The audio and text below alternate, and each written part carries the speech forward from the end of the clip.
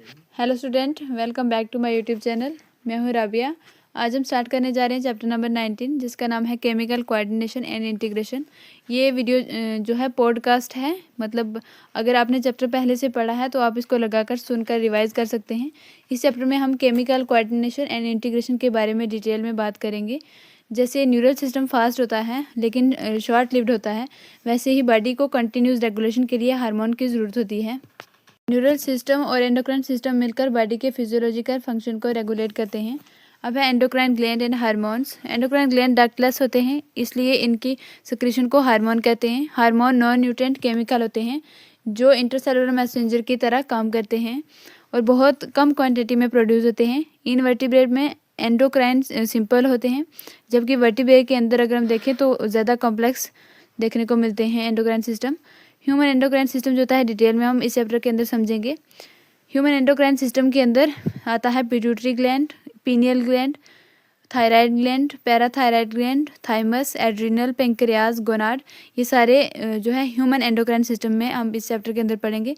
इसके अलावा heart, kidney, liver और गैस्ट्रोइंटेस्टाइनल ट्रैक ये भी हार्मोन बनाते हैं।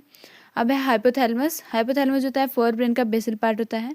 ये बॉडी के कई फंक्शन रेगुलेट करता है। इसमें न्यूरोसेक्रेटरी सेल होते हैं जो रिलीजिंग और इनिबिटरी हार्मोन बनाते हैं। रिलीजिंग हार्मोन पिट्यूटरी हार्मोन को स्टिमुलेट करते हैं और इनिबिटरी हार्मोन उन्हें रोक देते हैं। जैसे जीएनआरएच पिट्यूटरी के गोनाडोट्रोफिन रिलीज करने के लिए स्टिमुलेट करता है, जबकि सोमैटोस्टैटिन ग्रोथ हार्मोन को इनिबिट करता है। एंटीरियर पिट्यूटरी जो होती है पोर्टल सर्कुलेशन के थ्रू रेगुलेट होती है, जबकि posterior pituitary directly neural control में होती है। अब है पिट्यूटरी ग्लैंड। पिट्यूटरी ग्लैंड जो है ये सिला टर्सिका कैविटी में जो बोनी कैविटी है उसके अंदर देखने को मिलती है। हाइपोथैलेमस से जुड़ी होती है एक स्टाक के जरिए। ये एडिनोफाइसिस और न्यूरोफाइसिस में डिवाइडेड होती है। पोस्टीरियर पिट्यूटरी के अंदर देखने को मिलता है growth hormone, prolactin hormone, TSH, ACTH, LH और एफएसएच रिलीज करती है एंटीरियर पिट्यूटरी। पार्स मीडिया जो होता है मेलानोसाइट स्टिमुलेटिंग हार्मोन रिलीज करता है, जिसे एमएसएचपी कहते हैं। पोस्टीरियर पिट्यूटरी ऑक्सीटोसिन और वैसोप्रेसिन रिलीज करती है, जो हाइपोथैलेमस में बनते हैं। ग्रोथ हार्मोन की अगर ज़्यादा सिक्रीशन हो जाए तो देखने को मिलता है हमें गिंगटिज्म, और एक कम सिक्रीशन हो जाए इसका ग्रोथ हार्मोन का तो ड्वार्फिज्म देखने को मिलता है।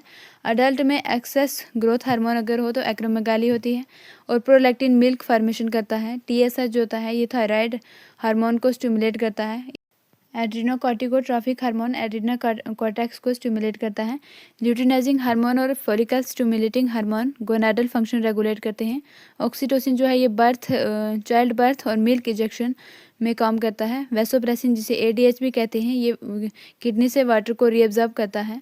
अब है पीनियल ग्लैंड। पीनियल ग्लैंड जो होता है ये मेलाटोनिन हार्मोन भी इसे कहा जाता है, और ये sleep wake cycle, body temperature, metabolism, pigmentation, menstrual cycle और इम्यूनिटी को रेगुलेट करता है। अब है थायराइड ग्लैंड। थायराइड ग्लैंड जो होता है ट्रैकिया की दोनों साइड होती है और इस्थमस से जुड़ी होती है। बीच में इस्थमस पाया जाता है और दो थायराइड होते हैं either side of the trachea. ये T3 और T4 हार्मोन बनाती है। थायराइड ग्लैंड जो है ये T3 एंड T4 हार्मोन बनाती है। आयोडीन इनके सिंथेसाइज के लिए ज़रूरी होता है।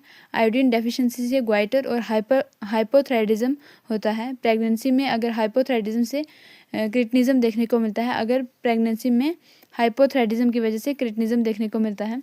हाइपरथायराइडिज्म से ग्रेव्स डिजीज होती है, और thyroid hormone basal metabolic rate, RBC formation, metabolism और वाटर बैलेंस रेगुलेट करते हैं। थायरोकैल्सिटोनिन जो है ब्लड के अंदर कैल्शियम को भी रेगुलेट करता है। अब है पैराथायराइड ग्लैंड। पैराथायराइड ग्लैंड जो होता है थायराइड के पीछे होता है। ये पीटीएच हार्मोन बनाती है जो कैल्शियम लेवल को बढ़ाता है। ये बोन से कैल्शियम को रिलीज करवाता है, किडनी में रीअब्जॉर्प्शन बढ़ाता है और इंटेस्टाइन में भी एब्जॉर्प्शन इंक्रीज करता है कैल्शियम की।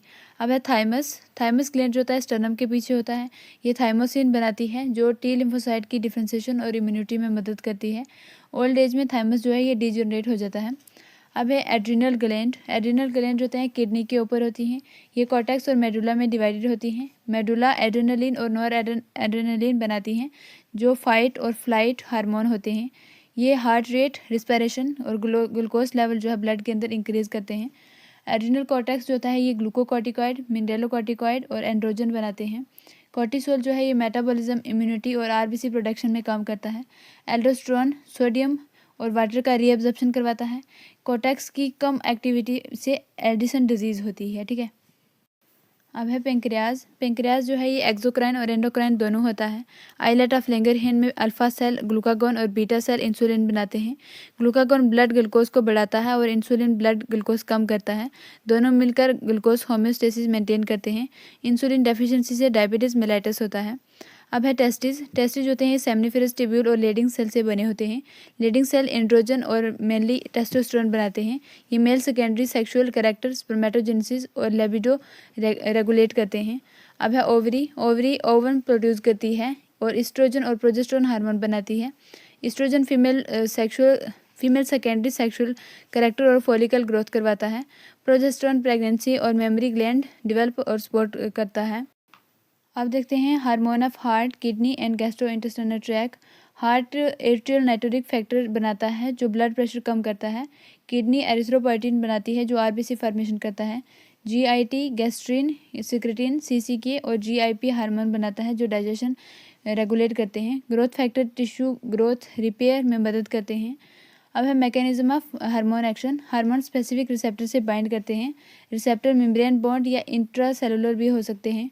प्रोटीन हार्मोन सेकेंडरी मैसेंजर जैसे CAMP IP3 और कैल्शियम +2 के जरिए काम करते हैं। स्टेरॉइड और थायराइड हार्मोन जो होते हैं ये जीन एक्सप्रेशन रेगुलेट करते हैं और इन बायोकेमिकल एक्शन से फिजियोलॉजिकल एंड डेवलपमेंटल इफेक्ट देखने को मिलते हैं। इसी तरह से केमिकल कोऑर्डिनेशन और इंटीग्रेशन ह्यूमन बॉडी का हर फंक्शन को फाइनली रेगुलेट करता है और होम्योस्टेसिस मेंटेन करता है।